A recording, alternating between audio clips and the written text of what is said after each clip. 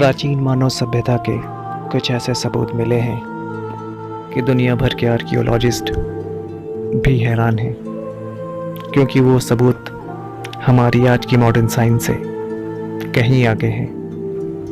एक के बाद एक कुछ ऐसी कड़ियाँ जुड़ती जा रही हैं कि अब ऐसा लगने लगा है कि जल्द ही भविष्य में कुछ बड़ा रहस्य खुलने वाला है।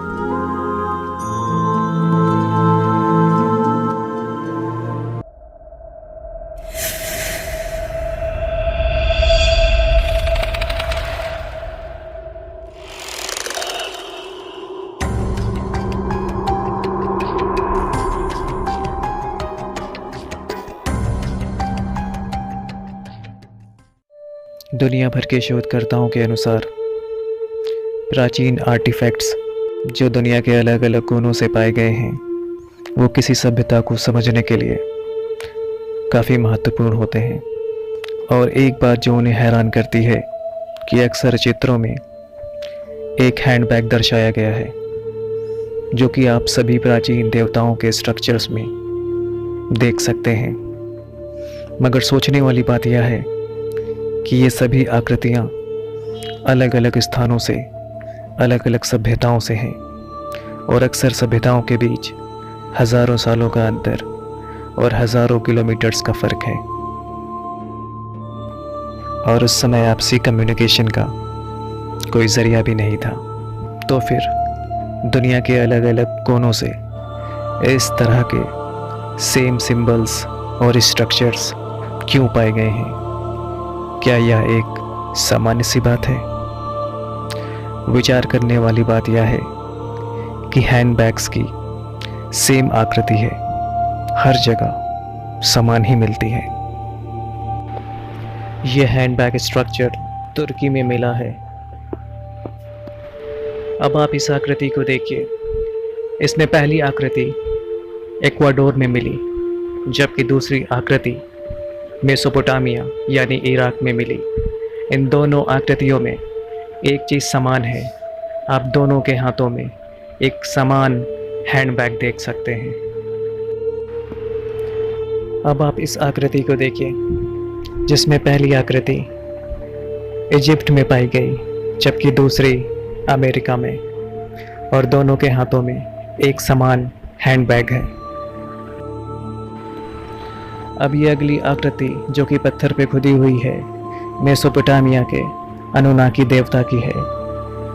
प्राचीन लोगों का ये मानना था कि इन्होंने स्वर्ग से नीचे आकर मनुष्यों को टेक्नोलॉजी का उपहार दिया और ब्रह्मांड का ज्ञान प्रदान किया, जिसे पाइन शंकु द्वारा दर्शाया गया है।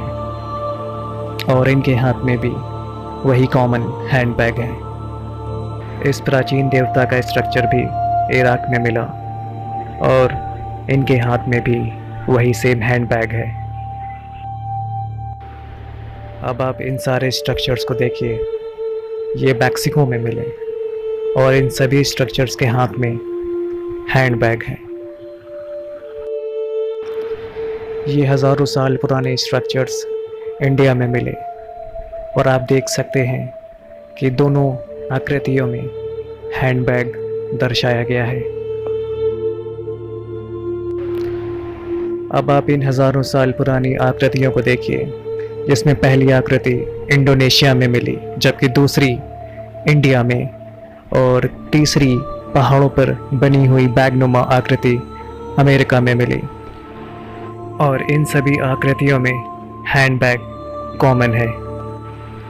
अब ये केवल महज एक इत्तेफाक है या फिर कोई रहस्य? अगर आप इन सभी आकृतियों में कुछ कॉमन चीज़ें नोटिस करेंगे तो आप पाएंगे कि लगभग सभी आकृतियों में दो चीज़ें कॉमन हैं। पहली हैंडबैग और दूसरी उड़ने की शक्ति। यानी कि ये जो आकृतियाँ थीं ये उड़ने में सक्षम थीं और सभी के पास एक हैंडबैग होता था। यानी ये बैग किसी टेक्नोलॉजी की ओर इशारा कर रहा है।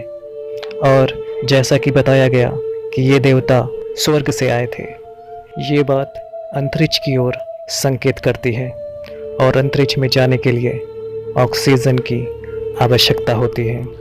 तो अगर कोई एस्ट्रोनॉट अंतरिक्ष में जाता है तो साथ में लाइफ सपोर्टिंग टेक्नोलॉजी के रूप में ऑक्सीजन को साथ लेकर जाता है और यह हमारे प्राचीन हैंडबैग से 100% समानता रखती है। तो क्या ये जो हमारे प्राचीन देवता थे ये अंतरिक्ष से आए थे या ये प्राचीन देवता एलियंस थे जो दूर ब्रह्मांड से हमारी धरती पर हमें ज्ञान और टेक्नोलॉजी सिखाने के लिए आए थे? लेकिन सोचने वाली बात यह है कि ये केवल प्राचीन समय में ही धरती पर क्यों आते थे, या तो एक रहस्य है। आपको क्या लगता है?